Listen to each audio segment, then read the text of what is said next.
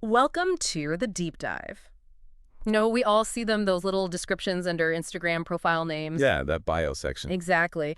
And today, we're really going to dig into why that bio is, well, way more important than you might think, especially if you're trying to grow your audience. Uh-huh. Whether you're building a business, sharing your creative work, or just want to connect more. We've looked at the trends, the Mm. data, what actually works. And, speaking of giving things a boost, if you are looking for ways to maybe accelerate your social media growth, rapidboost.net is a resource some people check out. Worth knowing about the options out there. Right. But our main goal today really is to give you practical, genuinely useful strategies. How to turn that Instagram bio into something that actually pulls in followers. Yeah, followers who are actually interested in what you're doing. Forget the vague stuff. But let's get into the details that make a real difference. Because, look, great content keeps people sticking around. That's true. But the bio, that's the first handshake. Good way to put it. It's that split-second first impression. And on Instagram, things move fast. Go fast. You've barely got a moment to grab someone's attention. And it's actually wild how quickly people judge. We saw this stat from Sprout Social. Apparently, 68% of users look at a bio before they even decide to follow or engage. 68%. That's huge. It tells you the bios are doing several jobs at once. Like what? Well, it's your elevator pitch, right? No. Super concise, who you are, what you offer. It's also like your digital business card. Okay. And maybe the biggest thing, it builds credibility. Yeah. Like instantly. A good bio tells people, hey, this account is worth your time. So if your bio is kind of weak or, confusing. You're potentially losing followers before they even see your amazing posts. A huge missed opportunity. Okay, so let's break it down. Where do we start? The name. Yes, the profile name, not just your @ handle, but the actual name field in your profile settings. It's more important than people think Why is that? because that name field is searchable on Instagram. A lot of people don't realize that. So if you smartly include a relevant keyword there, you massively increase your chances of showing up when people search for that topic. Right. Like if someone's searching for, say, vegan recipes. Exactly. A profile just called Sarah might get lost. But Sarah, vegan recipes, much more discoverable. That makes total sense, meeting people where they're looking. But you probably shouldn't just cram loads of keywords in there, right? Looks a bit spammy. Definitely not. Keyword stuffing is a turnoff. The trick is to pick one, maybe two core terms that genuinely reflect your content. So be specific and authentic. Yeah. If you're all about travel, maybe travel with your name, fitness coach, your Okay. name, Pilates expert, something clear. Helps the algorithm and the human looking at your profile. Precisely. It tells both what you're about instantly. And keeping it clean, readable, Hmm. especially on mobile where it's tiny. Absolutely. We saw examples like Emma's social media tips, clear, effective. Compared to, what was the bad one? Emma's super friendly, fun, everyday, comprehensive social media support. Yeah, just way too much. Clarity wins. And this isn't just guesswork, is it? There was some data on this. Yeah, Later.com found that profiles with those clear niche keywords in their name saw up to a 23% increase in profile visits just from search. Wow, 23%. Just from tweaking that name field, that's significant. It really is. Okay, what about the handle itself, the @username? How important is that? It matters for memorability. Ideally, you want something short, easy to spell, and related to your name or keyword. Makes it easier for people to tag you or find you again. Exactly. Try to avoid, lots of random numbers or weird characters unless they're really part of your brand already. Keep it simple. Got it. So, profile name for discovery, handle for memorability. Now, the actual bio description, those 150 characters, that's where the magic happens. That's the core, yeah. And the absolute first thing you need to do there, in like the first line or two, is nail your unique selling proposition, your USP. Your USP, basically, why should someone follow you specifically? Exactly. Answer that question immediately. What's the benefit? What problem do you solve? Yeah. What makes you different? Can you give us a really strong example? Okay, how about this? Easy vegan meals for busy people, 10-minute recipes, and weekly meal plans. Ooh, I like that. Let's break it down. Well, it's specific vegan meals.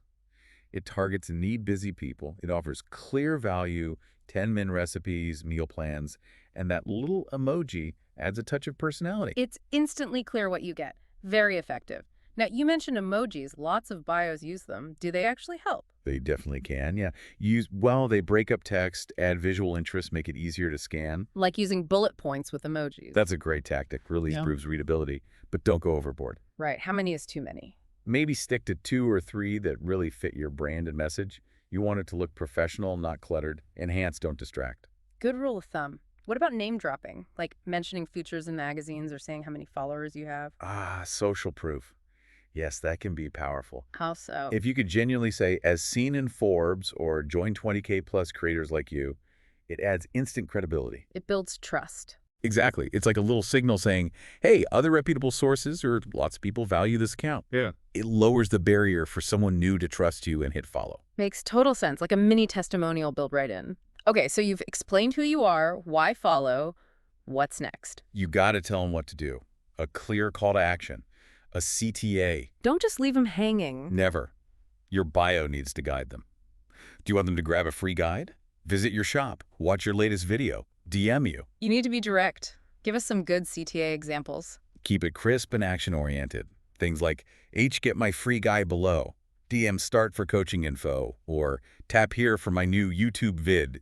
Using the emoji pointing down helps too, right? Draws the eye to the link. Yeah, that little visual cue can make a difference. It makes it obvious where you want them to click. Oh, wait, speaking of that link, the infamous one-link rule on Instagram, how do we make the absolute most of that single spot? Right, that limitation is tricky. But that's where link in bio tools are lifesavers. Like Linktree, beacons, those kinds of things? Exactly.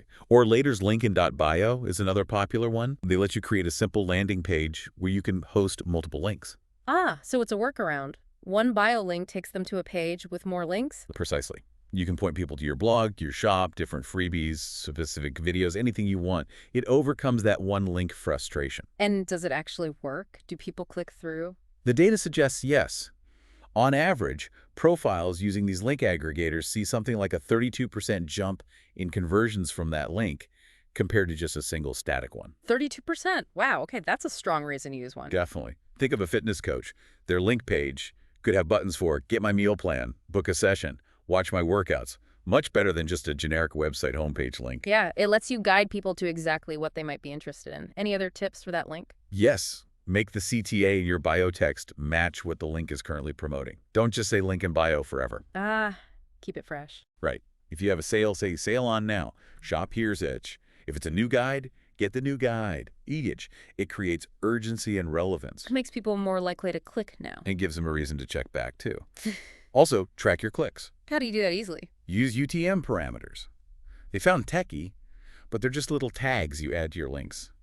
Google Analytics can then show you which links in your bio tool people are clicking most. So you actually know what's working, what people want. Exactly. Data-driven decisions, not just guessing. Smart. Okay, moving beyond the text. What about the visuals on the profile page? The profile picture and those story highlights. Hugely important. That little profile pic follows you everywhere on Instagram. It needs to pop. Even though it's tiny? Especially because it's tiny. For personal brands, a clear, smiling headshot, maybe against a contrasting background so it stands out. And for businesses? A crisp logo, or maybe a recognizable brand mascot, something instantly identifiable. Any pro tips for the photo itself? Crop it tight. Avoid busy backgrounds. Check how it looks really small on your phone screen. Can you still tell what it is? Good checks. Now, highlights. They seem like more than just old stories. Oh, much more. Think of them as customizable navigation buttons right on your profile. Okay, how can you use them strategically? They're perfect for FAQs, showcasing testimonials, sharing behind-the-scenes stuff, introducing key offers or products. Like a curated welcome pack. Exactly. Organize them clearly. Use labels like Start Here, Reviews, Tips, Shop, and use branded covers. Those little matching icons for each highlight circle. Yes. Consistent branded covers make your profile look instantly more professional and put together. It screams, I know what I'm doing. Does that visual polish actually translate to more followers? It seems to. There was a case study of a consultant who organized highlights like wins, chips, etc. with branded covers. They saw a 19% increase in follower conversion. 19%. Another solid jump, just from organizing highlights well. It shows the power of making key information easy and attractive to find. Okay, covered name, handle, bio, link, pic, highlights. Any other bits on that profile page we can optimize? Well, you get one clickable hashtag in your bio. Don't waste it on something generic like hashtag Instagood. So what should you use it for? Use it for your unique brand hashtag. Maybe for a community you're building, like hashtag your brand tribe or hashtag your challenge name. It's for connection, not really discovery. Got it. Build community. What about location? Definitely add your city or region if you're a local business or your content is location-specific, like London Baker or Austin Events. Helps local discovery. Makes sense for local reach. Yeah. And those action buttons, email, call. Yes. If you have a business or creator account, enable them. Make it super easy for people to contact you directly from your profile, reduces friction. Especially for service businesses, potential clients. Absolutely. Leads can come directly through there. Okay, so we've covered the functional stuff. What about the vibe? Making the bio feel more human, trustworthy. That's crucial. People connect with people. So inject some Right. personality. If humor fits your brand, add a witty line.